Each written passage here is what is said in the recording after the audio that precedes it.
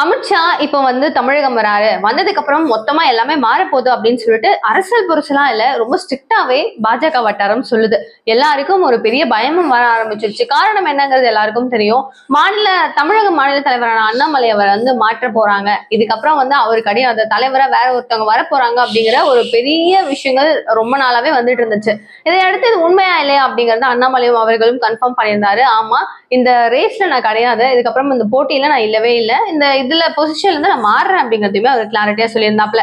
So இப்போ என்ன ஆகுது அப்படின்னும் போது தொண்டர்களுக்கு ஒரு எதிர்பார்ப்பு இருந்துச்சு. இல்ல, அண்ணாமலை தான் வரணும், அவர் இருப்பாரு, அவர் வருவாரு, மக்களுக்கு ஒரு மாறுதலையும் சீமான் அவர்கள் சொன்ன மாதிரி தமிழகத்துல பாஜக இருக்கு, அது வளர்ந்துட்டு இருக்கு அப்படின்னு தெரிய வச்சது அண்ணாமலை அவர்கள். சோ அவர் இருக்கிறாருன்னும் போது அவர் தான் இருந்தா நல்லா இருக்கும், அவர் இருந்தாதான் நல்லா இருக்கும் அப்படின்னு இன்னும் கொஞ்சம் அழுத்தமான ஒரு விஷயம் வரும்போது அமித்ஷாவும் மோடி அவர்களும் சேர்ந்து கலந்து யோசிச்சு ஒரு பெரிய பொசிஷன்ல இருக்கிற டெல்லியில ரொம்ப அவங்கதான்ப்பா எல்லாம் அப்படிங்கிற மாதிரி இங்க என்ன நடந்தாலும் அவங்க மேலதான் போகுது. சோ அப்படி இருக்கும்போது அவங்க ஒரு நல்ல ஒரு முடிவை கொடுக்கணும் அப்படிங்கிறது தொண்டர்கள் பலரின் ஆசையாவும் இருக்கு. இந்த வகையில என்னதான் நடக்க போகுது, யாரு சொல்றது உண்மை அப்படிங்கிற ஒரு விஷயம் வரும்போது அதிமுக நான் 2026 எலெக்ஷன்ல நாங்க வரணும், உங்க கூட கூட்டணி வைக்கணும் அப்படின்னா முதல் நிபந்தனை இதுதான் அப்படின்னு சொல்லிட்டு அண்ணாமலையை நீங்க தூக்கணும், அந்த பொசிஷன்ல இருந்து அவரை எடுக்கணும் அப்படிங்கறதுதான் அவங்க நிபந்தனையா வச்சதா இப்போ வரைக்கும் எல்லாரும் சொல்லிட்டு இருக்காங்க.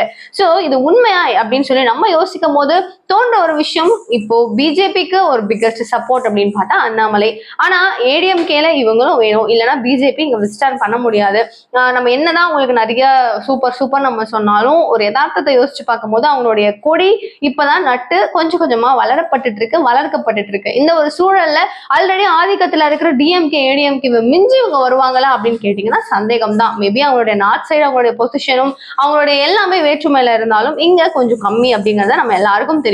சோ இவங்களுடைய சப்போர்ட்டுங்கிறது ரொம்ப முக்கியம். அப்போ மேலிடம் இப்ப இவங்க வரணும் அப்படின்னா இது நடக்கணும், அப்ப இதை தூக்கினா நல்லா இருக்குமோ அப்படிங்கறத அவங்களும் யோசிக்கிறாங்களோன்ற மாதிரி தான் எல்லாருக்கும் தோணுது. சோ இந்த இஷ்யூ இவ்வளவு அளவுக்கு வரும்போது அண்ணாமலை ராத்திரியா கூட மாற்றப்பட்டு ஆக்சுவலி 9ஆம் தேதி தெளிவா இவங்கதான் தலைவர் அப்படின்னு சொல்லுவாங்கன்னு எதிர்பார்க்கப்பட்டு இருந்தது.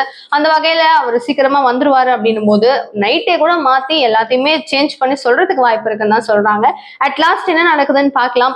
அண்ணாமலை அவர்களே திரும்பவும் ஒரு மிராக்கல் மாதிரி தலைவரா வந்தா நல்லா இருக்குமே அப்படின்னு பல பேர் ஆசைப்பட்டுட்டு இருக்காங்க. நீங்களும் ஆசைப்படுறீங்களா அப்படிங்கறத கமெண்ட் பாக்ஸ் சொல்லுங்க. நிறைய விஷயங்கள் பேசலாம். அப் டு டேட் நீங்க தெரிஞ்சுக்கணும் அப்படின்னு நினைச்சீங்கன்னா நிகழ்கால நிகழ்வுகளுக்கு சேனலை சப்ஸ்கிரைப் பண்ணிக்கோங்க. Thank you so much for watching this video. Bye bye.